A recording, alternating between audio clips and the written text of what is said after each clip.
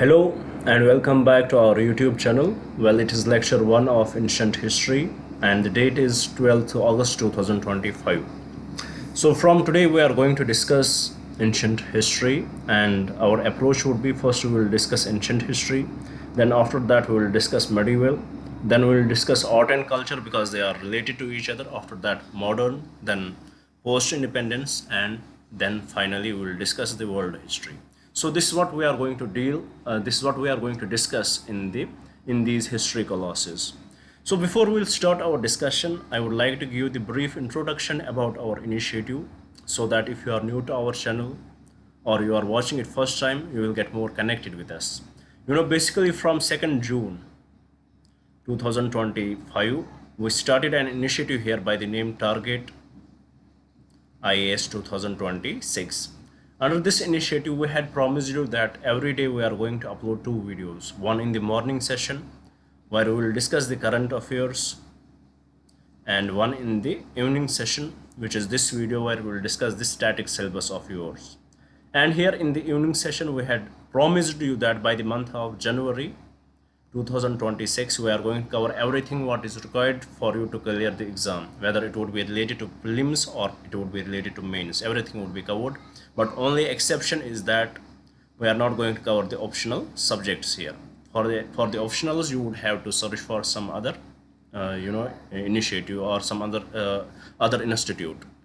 And also with respect to the static syllabus, which we had started to cover here from 2nd June, we started with Indian polity, which we discussed in great detail. We took around 30 lectures for it. Then we took up the governance. We took 12 lectures for the 10, 11 or 12 lectures for the governance, and completed everything with respect to these subjects. Whether anything which was related to prelims, we had covered that, and also with respect to mains, everything. By everything, I mean literally everything we covered in these two parts for the Indian polity and governance. And now from today we are going to discuss the history, and we will start with ancient history.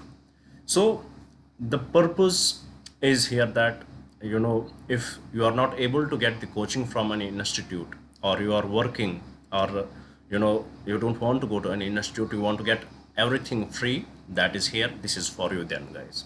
And trust me, the coaching which we give here, the lectures which we give here, they are as good as you will get from the best institutes. So this is what I would like to say. And one more thing, as we are delivering these lectures, at the same time we are preparing notes for you guys. These notes would be very much differently written. After every topic we bring up the prelims as well as mains question, so that you will have the proper analysis of your syllabus, proper analysis of these topics, and you will know how they can be asked in the exam, and what type of questions can be asked in the exam. And we had already prepared a book for Indian polity and governance, approximately in word format, I would say, and approximately in 1100 pages. We had covered everything here, whatever is required for you to clear the exam. And ideally the cost of the book should have been more than 800, if I will be honest with you. But for you guys, as I had promised you from day one, it would cost only 200 rupees, and it is available now. If you want to get access to it, if you want to read from it, just mail us. Our mail ID would be given in the bio of this video. Do mail us, and you will be told to pay 200 rupees, then you will be given this book. This is totally your discretion. If you want to get access to it, then it is fine. And now we will start working on the history book, which will contain everything what is required for you, and it would be the one-stop destination for you guys. Now, without any delay, let us start our discussion. As you can see, today's class is majorly based on the introduction part. We'll discuss what would be the syllabus, how we are going to approach this, and maybe we'll start with the basic definitions of history. Then we will put little light on the Paleolithic era, or Paleolithic age, or Paleolithic Stone Age. We'll put some light on it. Now, before, as I told you, let's put some light on the syllabus of your subject. What are the subjects you have to clear if you really want to clear the IAS exam? You want to clear, at least you want to clear the mains. For that you need to have the knowledge of these subjects. If you look at the syllabus does not talk much about what you have to read. It only gives history of India and Indian national movement. What syllabus says? It says history of India and Indian national movement.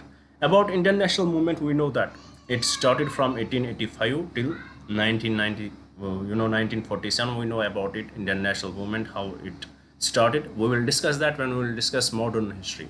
But the difficult part to crack the syllabus is this history of India. What is this history of India? The question is, from where? From where does the history of India started? The bigger question is, what is history? This is the bigger question. What is history? Once we will understand what is history, then we will be able to understand what could be the syllabus of the history. So in this part, by analyzing the previous year questions, by analyzing the broader syllabus, by analyzing everything, we came to know, by analyzing the papers from prelims as well as mains, we came to know about that there are almost 5 to 6 parts which we have to cover when we have to cover the history of India. The first part which we will have to cover in this is the ancient history. This we have to cover. Then we will have to cover the medieval. Then we will have to cover the modern. After that, related to ancient and medieval, we have to cover art and culture, which is part of it. Then related to this, then we will have to cover the post-independence, and then also the sixth part, which is beyond the history of India, which would be the world history, which we will have to cover. Basically, this is all part of the history. So with respect to this, when we will look at it, and if we will analyze how these subjects are important for your exams. For example, if you look at the ancient history, mostly it was thought earlier that ancient history is much relevant for your mains exam. But recently the trends have changed. What often you would have heard, maybe from the toppers, maybe from the experts, they would say that just skip ancient history and medieval history, focus on the modern and art and culture, you should be able to qualify. But my approach would be a little bit different in that. From the recent times, if we will see, at least 3 to 4 questions would come from the ancient history, 3 to 4 questions would come from the medieval history, maybe lower than that, but it would come. There is definitely touch of it. And if you will have to understand the art and culture, it is as important for you to understand the history first, because these two are very much related to each other. Art and culture would be something, if you will directly jump on the art and culture, you will get nothing out of it. You would just mug up the things what are there, and you will not have the conceptual understanding. As we mentioned, the conceptual understanding here, one more thing I would like to mention, that whenever students hear of the history as a subject, they often think that there are facts which we have to remember. There are facts which we have to remember, but that is not true. That's not exactly true. Facts, if you just have to remember the facts, then you should just read the books and that should be fine for you. But reality is totally different. The history is as conceptual as science it is. Science is conceptual, similarly history is as conceptual as that. You will find the connection when we will start with the Palaeolithic age, when we will start with the evolution of humans, then you will see the connection, what is the connection, and once you will be able to connect these things, then you will see how conceptual things are. In the ancient history, most of the things are very much conceptual. Medieval history, things are conceptual. Modern history, you will see what were the changes. For example, if we will look at after 1857, the scrutiny from the Britain government, it increased, but at the same time, what it led to? It led to the rise of the Indian national movement. So you will see there is definitely the connection between the two. So it is very much conceptual. Things are very much conceptual in here, and it is not about remembering the dates. You often will see, there is often a question. Sometimes you will see a question which would talk about the dates. Mostly it is the concepts you have to remember. You have to remember what were the country, what were the things going on. You have to remember the story, and then by nature we will go by the chronological order. You will understand the dates as well. So this is what our approach would be. So these are the subjects which we will have to cover: ancient history, medieval history, modern, then art and first we will discuss ancient and medieval. With that we will discuss art and culture. then we will discuss modern history, then we will go for post independence, and then finally world history. And what I am believing that how many classes it would take, maybe, the way we are going right now, we are very slow. Maybe it may take us 2 months to cover this whole part, this whole history part. But trust me, it is approximately 20% of your syllabus if we will cover it. Indian polity and governance we had covered. Now if we will cover this history part, then we are left with, majorly we are left with the geography, we are left with economy, we are left with ecology and environment, that would come under the geography, science and tech. And then security and all that, integrity, aptitude, all that, it would come, that we can complete within 1 week or 2 weeks. That is not the big deal. So these are the bigger subjects. And here I would like to mention that, and I had told you it on the first day of our lecture when we started the Indian polity. If you want to clear the prelims exam, and if your approach is you are preparing, and you are not that, you are right now, you are just focused on prelims, then you don't have to worry much. Just read these subjects, go through the history, go through the geography, go through the polity, go through economy, and if possible and also the current affairs, and look at the previous year questions, then you are sorted. It is easy for you to clear the prelims exam. But for the major purpose, you have to go through everything to clear both prelims and mains, and be very much prepared for your mains. As it is said, till the notifications are over, till that day you should be very much focused on both prelims as well as mains. Once the notification is over, till notification is over, your preparation with mains should be over. Once the notification is over, then you should start preparing for the prelims, because they are mostly in February. First week of the February, they will give you the notification, they will release the notification when you will have to apply for the forms. In these Feb, March, April and May, in these 3 to 4 months, you should focus majorly on the prelims exam. So this is out of the context thing which I wanted to mention here. So these are the subjects which we will have to cover in the history, and it would take us some time, but you will have to be patient with me, because if you have to achieve something great, then you have to be patient. And as I told you, by the month of January, I will try to complete your full syllabus. If not possible by the month of January, but at least the most important subjects will complete mostly by the month of December.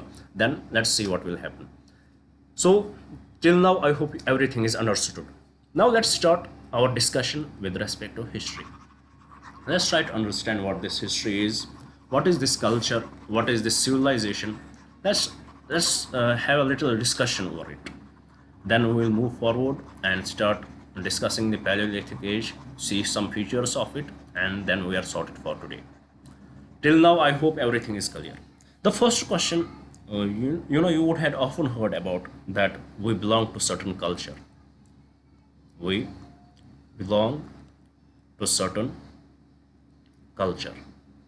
You would have often heard that our civilization is different. Our civilization is different. So what are these two things? What is this culture and what is this civilization? Have you ever thought over it? What is this culture all about? What are the things in it? What makes anything a culture? What makes people, when they are together and they say that we belong to this culture, our culture is different. What is this culture? Have you ever thought about it? Have you ever analyzed it? The best way we can say that what culture is, the best definition, the simplest definition we can give about the culture, culture is a way of life. Simply, it is the way of life. It is the way of life. Do remember one thing with respect to history. You need to make your notes. Here I would like to mention one thing which I forget to mention, that how you can clear the exam. What are important things for you? Whatever book, I am assuming that right now you would be going through maybe NCRTs, maybe you have R.S. Sharma for ancient history, or whatever books you have, that's fine. And what else should you read? If you have NCRTs, that is fine. And what else should you read? First of all, remember that take the class notes. Take the class notes. These are very much important for you. This will give you the proper analysis. This will help you understand the books. Then second, if possible, if you like my way, if you trust me, take my notes. take my notes, or I would say that would definitely be a book. Take my book and read from that. It would be crafted in a very beautiful way, in a very simplest way, in a very simple language. Trust me on that, but it won't be available right now. We will work on it. Once we will complete the history part, it would be provided to you guys. So till then, what you should do, if you have any book and if you have NCRTs, read through NCRTs and remember, revise my notes every day. It should be enough for you guys to clear the exam. Now, coming back to our question, what is culture? It is the way of life, how we live our lives, what are the languages we speak, what are the traditions, what are the customs, what are the likes, what are the dislikes, all that when contained in a single unit, in a way, in a hypothetical single unit, it becomes the culture. What is culture? It is the way of life, how we live our lives. Then the second question we asked, what is the civilization? Civilization. What is the civilization? This is the basic introduction of this of our understanding. Even though right now it is not the part for the culture and civilization, but I am trying to build my argument here. I am trying to build my lecture here, so that you will have this. You will get into this lecture. You will get into this lecture. You will feel comfortable. So, what is the civilization? It is in the simplest terms, you can say that civilization, it is the highest stage of development of any culture. It is the highest stage of development of any culture. The culture is the way of life, and the civilization is the highest stage of development of any culture. Now, another question may come to your mind, or you should ask yourself, sir, what is the criteria to judge whether the culture is highly civilized or not? The third question which you should ask me, or which you should ask yourself, what is the criteria? What is the criteria to judge whether a civilization is highly civilized or not so civilized? Where a civilization is highly civilized or not so civilized. You cannot, as a UPSC aspirant, you cannot use uncivilized. You have to say not so civilized. So what is the criteria for that? The best criteria to judge whether a civilization is highly civilized or not so civilized, it is to judge what technology they are using. Technology will decide. Technology, it will decide whether the civilization is highly civilized or not so civilized. So on the basis of the technology, you will judge whether it is civilized or not so civilized. Now, these are some few important things which I wanted to mention here. Why I mentioned the technology, we will come to know about it once we will go through the Paleolithic age. We will see there are 3 stages of Paleolithic age. Then in the Paleolithic age, in this old stone age, you will see that there were Homo erectus, there were hominoids, there were Homo erectus, and there were Homo sapiens in these 3 phases. So you will see the way the stones were used, or we can say the technology. It is simply the technology they had used at that time. You will find out. Definitely we can judge on the basis of technology which is civilized or which is not so civilized. So this is just the beginning of our discussion. Now the $100 question or $1,000 question which you should ask, and which you should tell me that, sir, the whole discussion is revolving around the history, and the one important thing what you did not told us, and that is, what is history? What exactly is history? You did not give us any definition. You did not give us any understanding. What is this history? So let's try to find out what is the definition of the history. What is the understanding? Rather than definition, I would say, what is the proper understanding of the history? History can be anything. Yesterday I ate food. Yesterday I ate anything. That can become the history. That is history. Yesterday, from 12 billion years ago, or how much it is, there was a big bang. That is history. Everything what is in past can be history, but is it efficient for us to understand everything? Is it required for us to understand everything? So what exactly is this history? Everything can be history, but is it possible? Every incident which is happening, what had happened, everything what is happening right now, yesterday I ate food, unnecessary things. We cannot call it history, even though it is something which had happened in past. But history is a subject. It should be having some value in it. It should be having some ethics in it. It should be having some, something. It shows that the what it actually means. So here we need to understand what exactly the history is. If we will, uh, if we will go through the definitions, one of the definition of history is, history means it is the constant struggle between man and nature. History is the constant struggle between man and nature. History is the constant struggle between man and nature, and unending dialogue, and unending dialogue between past and present, and unending dialogue between past and present. It is the one of the definition of the history. It is the constant struggle between man and the nature. It tells us the constant struggle between the man and nature, and it is an unending dialogue between past and the present. And what else we can call history? What else history is? Anything significant which has happened in the past and have impact on our present life, that is history. Anything significant which had happened in the past and has impact on the present life, and has impact on the present, is called history.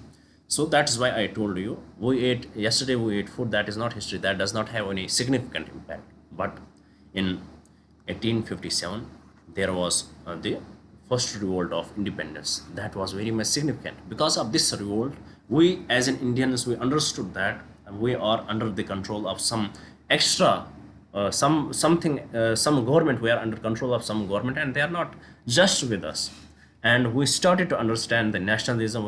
We understood how connected we are to each other. Earlier, before 1857, we were much divided into our territories. We were much divided into our princely states. Now we started to understand how the pain is equally shared by everyone in this Indian subcontinent. So this was very much significant. Similarly, there was the significance of the nature. For example, Palaeolithic age. What was the significance of that? How it impacted the present, how there is the constant communication between the two, because it was the evolution of the people. Because of the evolution of the humans, we are right now what we are. It is because of that it started there. It was very much evident there. So this is the unending dialogue between past and present, and any significant action which had happened in the past and it has impact on the present, that is simply we call it is the history. Now I hope you had understood the history. You had got the basic understanding of it. Now let's build today's lecture. Let's try to build today's lecture. First, when we will discuss the history, when we will start discussing the ancient history, or when we will discuss history, definitely we will come through various dates. There would be various measurements there. For example, if we will go through the Big Bang, then dates would be different. If we will have to go through the when were the dinosaurs there, definitely there would be the breakdown of these dates. So let's try to I will try to give the rough idea about it. You in the geography also will discuss. You would have heard about eons. What is this eons? Just remember, for the time's sake, remember it is something dealing with the billion. It is dealing with the billion years, maybe 0.5 billion years. Just remember these. Just have this idea about it. Then you would have heard about the era. After that, it is era. It deals with the several hundred million years. Several hundred million years. Then after that era, we have the period, which is shorter than this, and this period deals with 10 to several hundred million years. 10 to several hundred million years.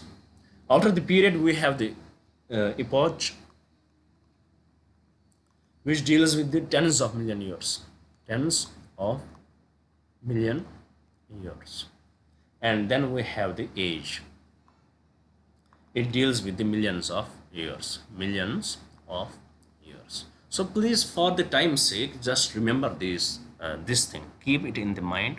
have the idea about it, what eon is, what is the time span for that, what is era, what is period, what is epoch, and what is age. Now let's build our discussion. The second thing you would have often heard about, what is the, for example, if we look at the date today, it is 12th August 2025, common era, or we can say AD. What is this? Who told us today it is the date? Was there any standard for that? Did we follow it from the day one when the humans came in here, or we follow it from the Big Bang theory when it happened, or we following it from that time? What is this? It is not a concrete idea. Usually if we have to follow the dates, we will have to look at the locations of the sun, how timing of the sunrise and sunset, and with respect that, we will follow it. Ideally, if you will see, except humans, nobody follows this timetable, nobody follows this date. If the animals can talk, we will tell them what is the date today, they will tell us shut up, there is no such date. Today sun rised from this, temperature is little low, we had to migrate, so there is change in the seasons. Their understanding of the date is different for the animals, but it is the only humans who had started this date. And how it started, it was the Mr.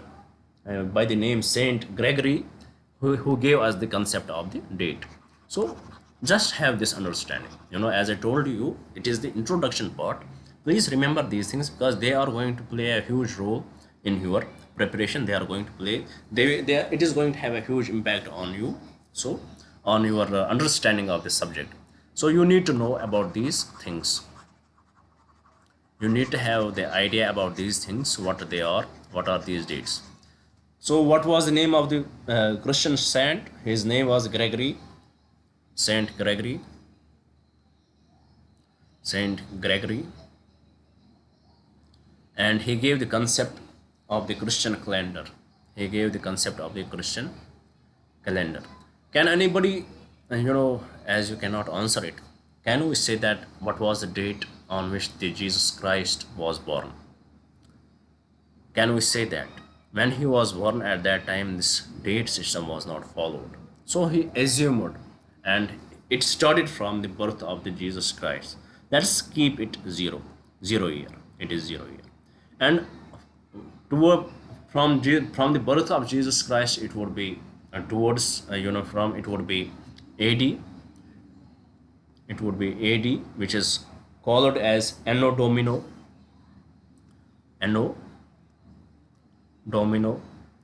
after the birth of the Jesus Christ, and before that it would be BC, before Christ. So it would be followed. It would be BC, maybe minus 2000 years, or we can say in mathematical terms minus 2000 years, minus 5000 years, minus 6000 years, whatever it would be, and onwards it would be 1000 years, then it is 2025 today. So this is the concept of the date which we had followed, and its earlier name was before Christ and Anno Domino. But as the time changed, as the time evolved, and there was evolution, there was a revolution in the Europe. People started to part away from the religion. They understood this, it is much religious. This date system is much religious. They did not change it anything, but they just changed the nomenclature. Earlier it was before Christ, now it is before common era, and AD had become the common era. So this is what it has changed into. Now I hope you are sorted with this date system also. Now let's look at the third important point which I want to raise today, is as we are going to discuss the history, where from we will come to know about what was happening during these times in India. What would be the source of the history? Let's try to understand the source of the history. Another important subject for you, another important thing which you have to understand, as we are developing the structure for our understanding. Now let's try to understand what is the source of the history. Source of history. What would be the source of the history? There are majorly three types of sources. First, it would be the, if broadly there are two types of sources. First, what is the physical material remains? Material remains. What is the physical material remains? On these physical material remains, if there would be any, we will give our analysis.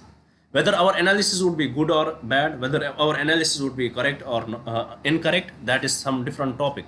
I will tell you an example. You would had seen, for example, I will raise an example here. You know, had you heard about Turkey as a country? Had you seen their flag? Their flag, they have a crescent on their flag. So, for example, if today suddenly some asteroid hits our planet, or there has been, because of some incident or natural incident or man-made incident, something happened, and every country, the human life, almost everything got eliminated from here. Nothing remained, and everything came under the rubble. And now after millions of years or thousands of years, people started to evolve again. Or let's suppose there was an alien attack. First they sent their asteroid. Now first there was an asteroid hit, then suddenly, we, let's suppose that there is some other planet in the sky, in the galaxy, or outside our galaxy there is another planet, and there was human life, there was life on that planet, and let us suppose they are much intelligent than us, and this is Earth, and they came here. When they reached our planet, let us suppose that our planet is into the rubble. There is oxygen, but nobody is living, and they will start to execute the things. They will start to take the land. They will try to find out what had been here, as what we are going to do in the Mars. When we send our space stations, when we are sending our ships to the moon, or we will send our ships to the Mars, what we are going to do? We'll dig the land. We'll see what is the structure there. And once they were digging the land, they were in the Turkey, and they found out their flag there. For example, they found their flag, and they saw that there is a crescent. Now, what, they don't have the idea about the flags. Let's suppose they just found out this flag there, and they saw the crescent there. What will they start? They will start to give now the opinions about it. They will start to give opinions about it. Some may say that it may be their religious symbol. It may be their religious symbol. They may be worshipping the moon. They may say that they may be worshipping the moon.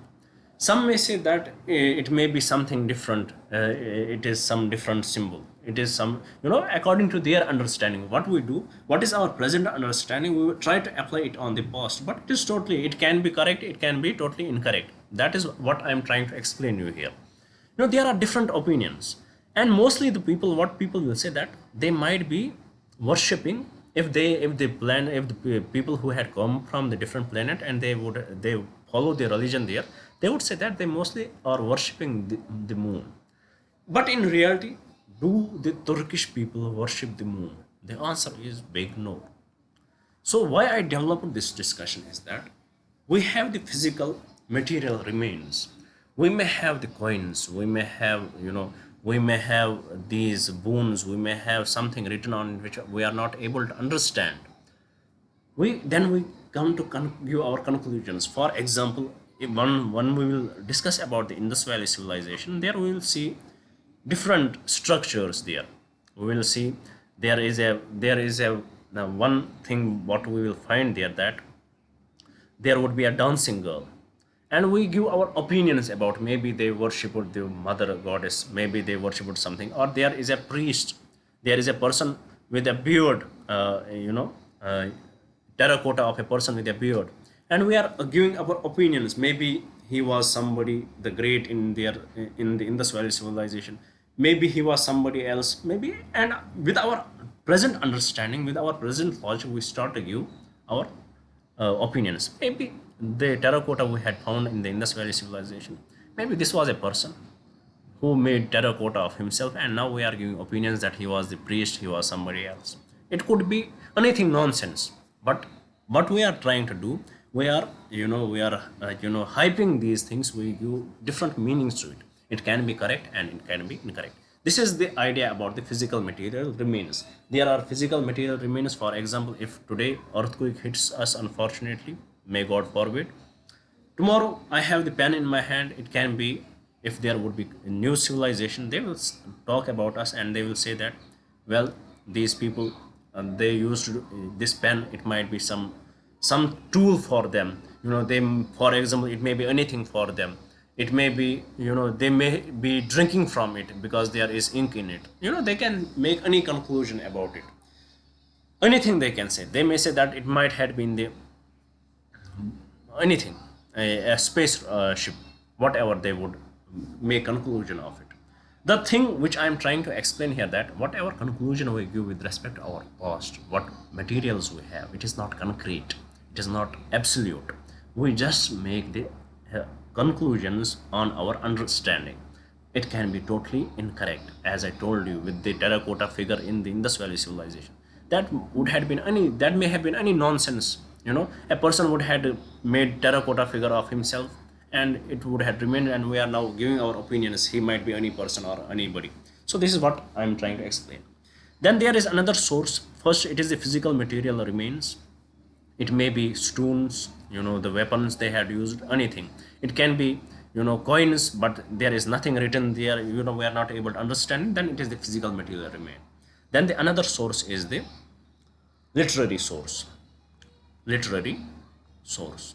And this literary source is something which we are able to understand, which we are able to decipher. So this literary source, it becomes the absolute thing, because we are able to understand it. Once we are able to understand it, we can make the conclusions, what it is talking about, what it is all about. This is the literary source, and this is the source. This is majorly about the sources of history. This is majorly about the sources of history. So on the basis of sources of history, we can divide history into three major parts. On the basis of sources of history, we can divide history as a subject into three major parts. Let's see what are these parts.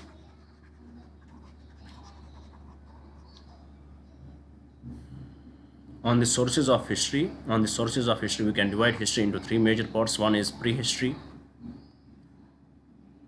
Only archaeological sources, only stones are there. We are not able to decipher what it is about. We are giving our conclusions based on our understanding. Then there is proto-history. In this we have both archaeological sources plus we have the literary sources, but we are not able to decipher the literary source. We are not able to understand the literary source. For example, we have IVC. In IVC we have the literary source, but we are not able to understand that. Then the third is the history. What is this history? Where we have the literary sources plus archaeological sources, and both literary sources and archaeological sources, where they complement each other, and we are able to understand these two things. So this is how it divides. This is how the sources of history divides history into three different parts. On this basis, first we discussed the time scale. We saw that how it got evolved.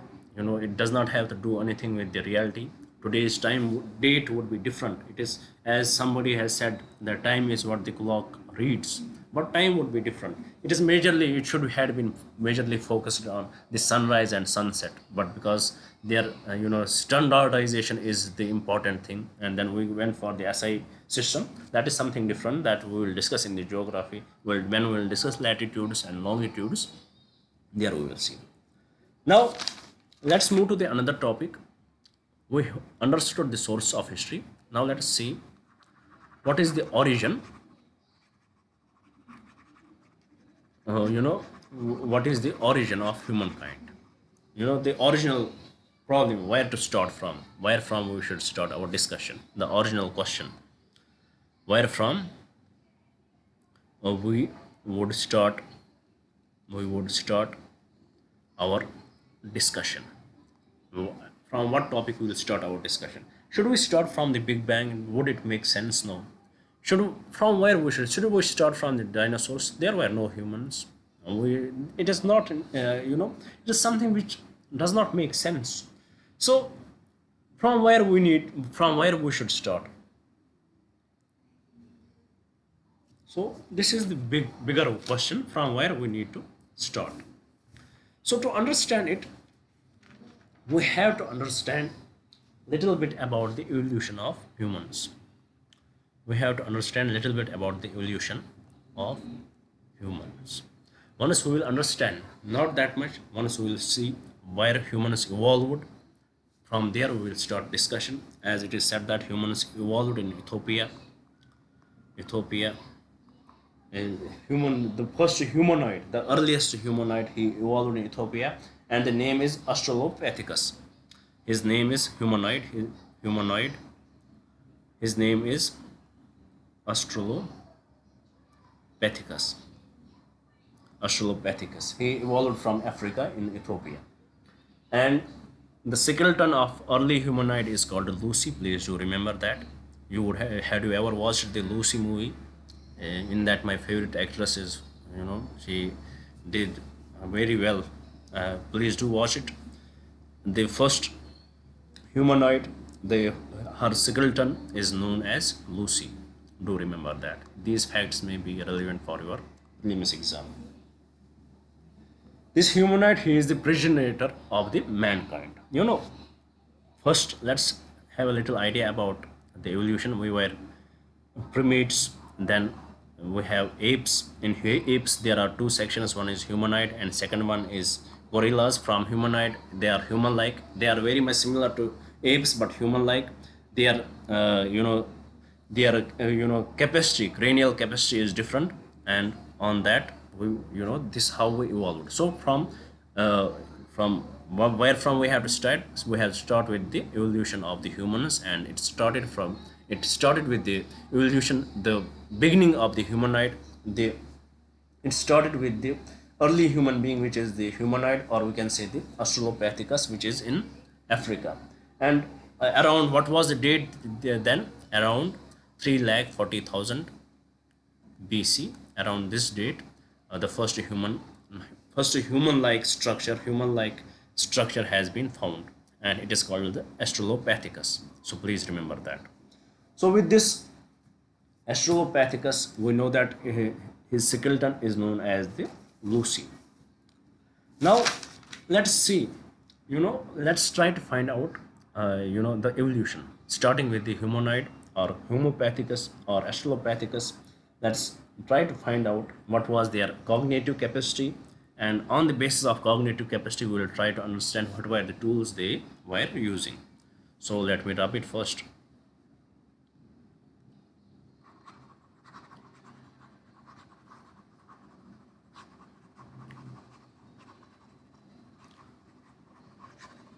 With respect to the Paleolithic history, there is no concrete with respect to the dates. So please don't worry about it. They are not going to ask you the dates. What was the date?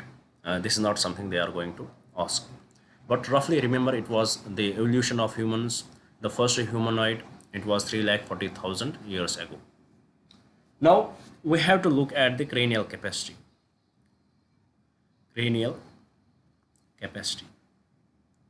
Or we can say CC. The ideal cranial capacity for the cranial capacity and the cognitive capacity.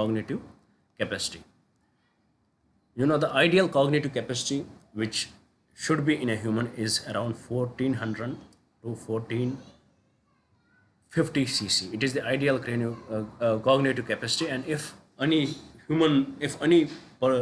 animal, his brain has this cognitive capacity, then he is supposed to be very much intelligent. And near that, if it is more than that, it is abnormal, and if it is below, then it is below normal and below average. So that we will understand. And now with respect to the, as we saw that the first humanoid structure which evolved in the history, which was found, it was around 340,000 years ago, and it was Australopithecus.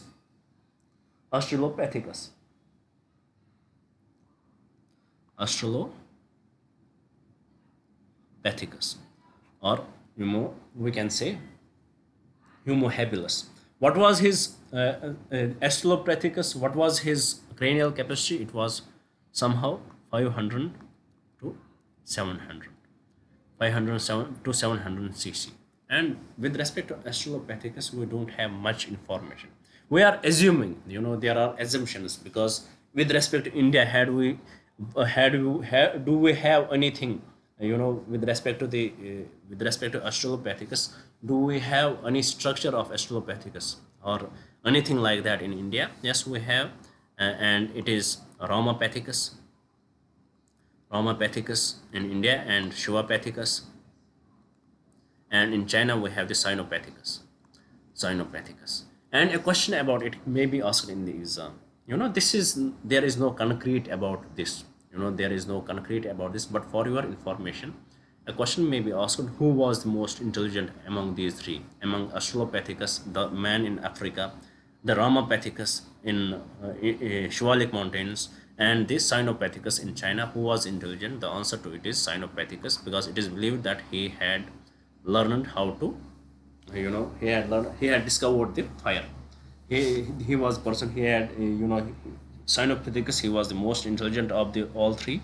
He was first to develop fire. He was able to develop the fire.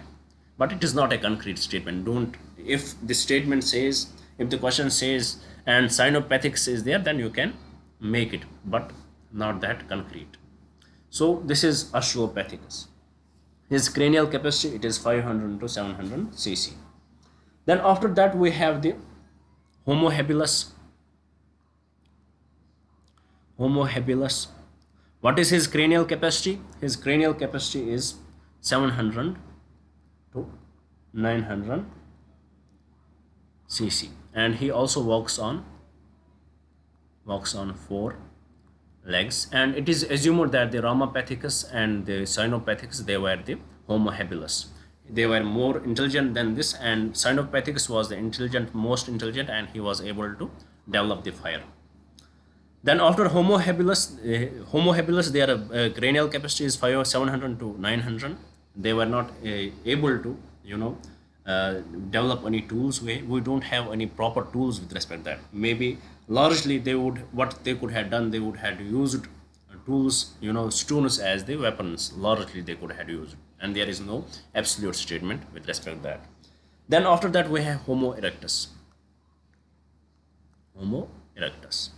This Homo erectus, he was, majorly found when we will discuss the Paleolithic age. There we will see three stages of Paleolithic age.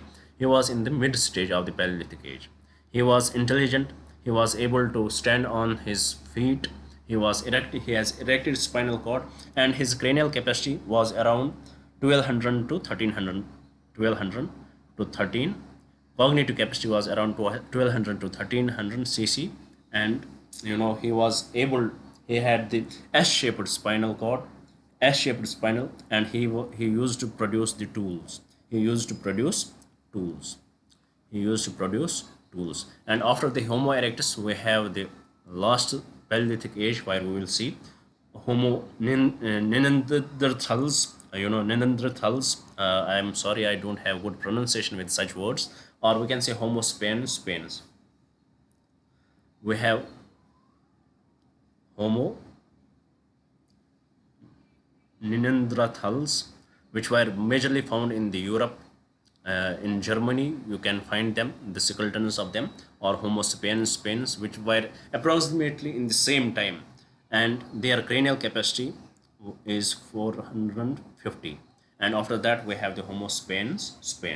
So this is what this is the little evolution from the Homo habilis to Homo erectus, then Homo erectus to Homo sapiens, then from Homo sapiens to Homo sapiens. This is the broader evolution of the humans for our understanding of the history subject. Now let's move to the Paleolithic age. How does their cranial capacity decided the age, and what were the environmental conditions? Let's try to understand those things. Then we will see what were the features of the Paleolithic age, and we will try to find out few sites in India, and then we will conclude our discussion for today's class. First, what is the Paleolithic age? Paleolithic age, or we can say Old Stone Age. old stone age. If by the time, if we will see in the world, around the world, it is between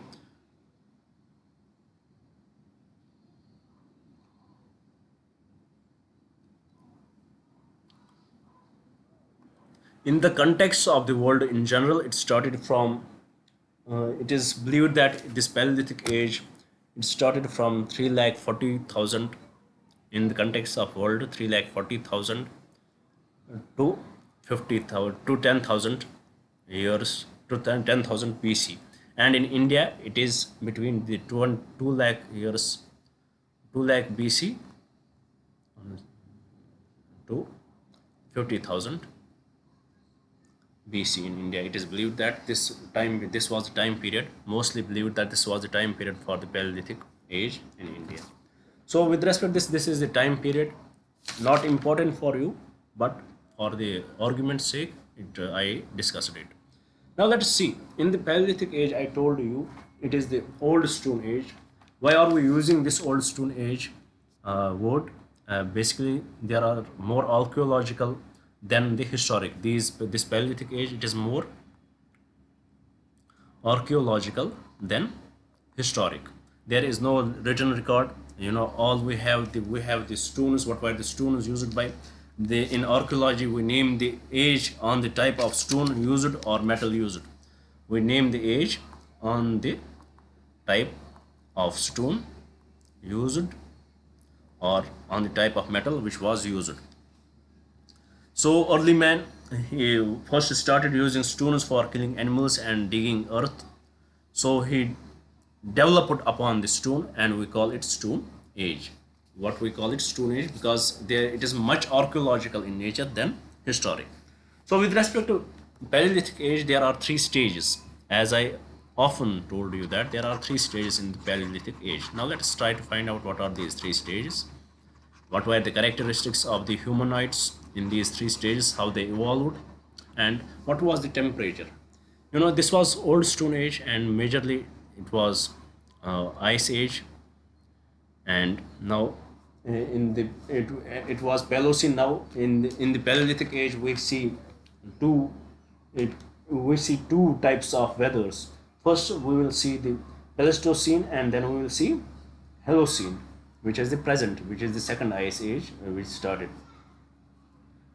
Here we will see the Pleistocene and the Holocene.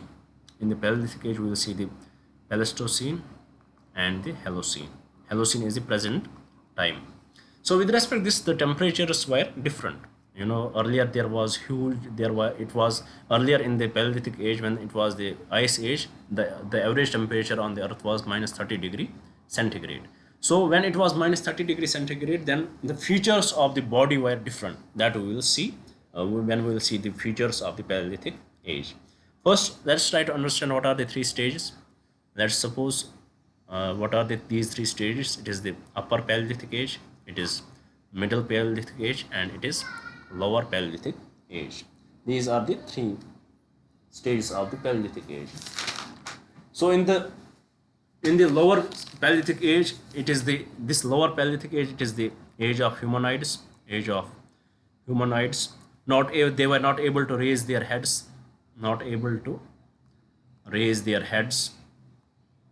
They were not able to raise their heads, and their spinal cord was horizontal. So this is the age of humanoids, or we can say Homo habilis. We understood that what were the cranial capacity of these people. Their cranial capacity was 500 to 700 to 900 cc. They were not able to raise their heads. They were horizontal. Their spinal cord was horizontal. They were not able to raise their heads. Then we have the middle Paleolithic age. In the middle Paleolithic age, we have the Homo erectus. Their cranial capacity is the cranial capacity of Homo erectus is 1200 to 1300 BC, cc, and we see that they use the stones. They use some kind of stones, for the hunting. They use the stones for their hunting, but very basic. Then we have the upper stone age, which is of the age of Homo sapiens. These Homo sapiens, they are the species with vertical spinal cord. Species, species with vertical spinal cord. So they are the species with vertical spinal cord, and if we look at the tools they would have developed, they are much polished tools, and they use hand axe and various other tools. This categorization, what with rest, for example, with the lower Paleolithic age and middle Paleolithic age and upper Paleolithic age, this categorization is descriptive. It is not a category. We cannot make a category statement, but for the understanding purpose, we are saying that these are the three ages in it. Lower Paleolithic age, who were there? It was Homo habilis or Homo humanoids. Their cranial capacity, their cognitive capacity was very low, so they were not able to raise their head. They had the horizontal spinal cord, and they could not raise their heads, they could not stand on their legs. Then we have the middle, in it we have the Homo erectus. They could raise their heads, they can stand on their legs, and they would do the hunting too. They would develop the tools for that. Then we have the upper Paleolithic age, where we have the Homo sapiens. So this is little history, this is little division of the Paleolithic age. So did we find early humans in India? 100%. With respect to Homo erectus, where did we find Homo erectus? Homo habilis, we discussed. They were found in the Shoalics, where we have the Ramapithecus and Shuapithecus. Here, Homo erectus, we had seen them. We had found the skeletons of Homo erectus in the Hathnura. Please remember it. In Hathnura, we had found the skeleton, and also in Odai, Tamil Nadu, we had found the skeletons of Homo erectus. So this is with respect to India. Now let's see what is the relation of Paleolithic age with the environment. Paleolithic age, Paleolithic, Pleistocene. As we know that the Paleolithic age, it was in the Pleistocene epoch, which is ice age. It lasted for thousands of years. So the entire temperature, it was very cold there. The average temperature was somehow between minus 30 degrees centigrade was the average temperature. So when ice, it was the cold age, their habitat was different. They would live in the caves, and their bodily structure would be different. They would have more fur. This humanoid in the Paleolithic structure, they had more fur. It is more fur. They were slow. They had the body fat. They had huge body fat because the food was not available that well, and they would have evolved with respect to that. They would have to, this body fat will save them from the environmental temperature, from the low temperatures.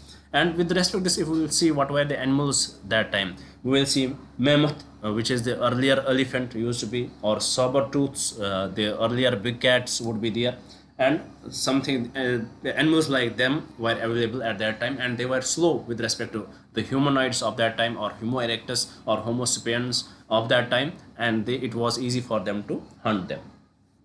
And also we discussed what were the tools, what were they used. For example, the Homo habilis, they were not able to generate any tools, but with respect to the Homo erectus, they had the crude heavy tools, and with respect to the upper Paleolithic age, or Homo sapiens or Neanderthals, they used the blades. Their tools were much much polished. Their tools were very much different. Now also with respect to fire, they had also the upper Homo sapiens or Homo erectus. It is highly believed in these three. If the question is with respect to the Australopithecus, the Sinopithecus and the Ramapithecus, who discovered fire, it would be Sinopithecus. But if the question is with respect to which Homo erectus or Homo sapiens, who among these discovered fire, it would be definitely the Homo sapiens who would have discovered the fire, who would have developed the fire. If it depends upon, your answer will depend upon the question. And as I told you, there is no discrete about it, there is no concrete about it. It is all descriptive in nature. This is what we had understood. It is not something which they are going to ask you in the exam, and it is not something which is the reality. It is not something that it is written, it is the word from the Bible. It won't be, it can be true and it can be incorrect. They had also developed the fire. Now let's conclude our discussion by looking at what are the characteristics of the Paleolithic age, which can be relevant for your exam. This is something which can be asked in the exam, so this you have to write it down. The characteristics of the Paleolithic age.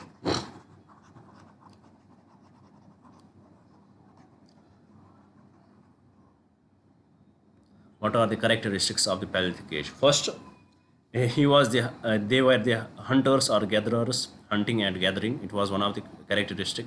They could not domesticate animals, or they could not domesticate. They were not the food producers. They were hunters and the gatherers. Then what were the tools used? They used the crude tools, crude heavy tools, and these tools kept on evolving from the lower to the upper Paleolithic age. Then they lived in the bands of small people. Their way of living was they lived in the bands of small people. There was no concept of the family for them. There was no concept of the culture, no concept of the civilization. They would live in the bands. They will reproduce the way they would had wanted, like animals, and this was their way of living. No concept of family, no concept of the society, no concept of the political system. They harnessed, or they domesticated, or harnessed the fire. They domesticated or harnessed the fire. If they will see any lightning happening and there is fire, they will harness that. They will domesticate that fire, because they were not able to generate their own. But they then eventually they learned to generate the fire too. Then no political system there. We had discussed that. Domestication of fire we discussed. In cold temperatures they lived in caves, and in hot temperatures they would live near rivers, and that's why you will see most of the Paleolithic sites, they would be near rivers. In the warm phase they would live near rivers. So these are some characteristics of the Paleolithic people, or the old stone age. Now let us see what are the important sites of the old stone age or Paleolithic time which are present in India. We have the Son Valley. In Punjab, we have the Narmada Valley. In MP, we have Balan Valley. In UP, we have Didwana in Rajasthan, and we have Bhimbetka in MP. These are some important Paleolithic sites which are present in our country. So please make note of these important Paleolithic sites present in our country. And Krishna and Godavari Valley, it is also one of the important Paleolithic sites. Narmada Valley, we had discussed. Balan Valley, Son Valley, Narmada Valley, Balan Valley, Didwana Valley in Rajasthan, and Bhimbetka in MP. And Bhimbetka, it is also the Mesolithic site. So we will see about the Bhimbetka. We will have to discuss much more about it. And also Adagar caves, Bhimbetka caves, Bhimbetka caves. Then we have Adamgar caves, Adamgar caves, and we have Bor caves. These are the caves which are the sites for the Paleolithic, which are the Paleolithic sites. There would be the river valleys on which they are living, and the caves on which they are living, and it would determine, the temperature would determine where they will live. So with this, one more thing I would like to conclude my discussion with. There are, in the alluvial plains of the Ganga, Indus and Western Ghats, there is no Paleolithic site. So please remember this statement. In the alluvial plains of the Ganga, Indus and Western Ghats, there are no Paleolithic sites. The reason for that is because as the plates were moving, there was evolution of Himalayas were forming, and because of that, definitely, if there would have been, the sites, they would be very much under the earth. And also with respect to the plains, if there would have been the sites, because once the Himalayas came into existence, then came the plains. If there would have been sites, they would be under earth. And with respect to the Western Ghats, because of the subduction, there would be many sites. If there would be, that would be under earth. So with respect to this, presently we don't have any sites in the alluvial plains of the gangs, that is Ganga, Indus and Western Ghats. There is no Paleolithic site. With this, we complete our today's discussion. This was majorly focused on the introduction part, what to learn in the history, what are the subjects which we have to take care of, and then we put little discussion on the sources, how sources differentiate the history. Then we saw that the evolution of humans, how evolution of humans and their cognitive capacity defines the intelligence, and it defines the tools they use, and it defines the civilization they were living in. And this is what we discussed in nutshell. And we saw that Paleolithic sites, we saw different old stone age, why it is called old stone age, what are the different parts in it. We discussed everything with respect to that. So with this, I'm going to conclude my today's discussion. I hope you would have liked the video. I hope you would share it with your friends, and I definitely hope you would subscribe the channel. Thank you for staying with me. Thank you very much, and have a nice day.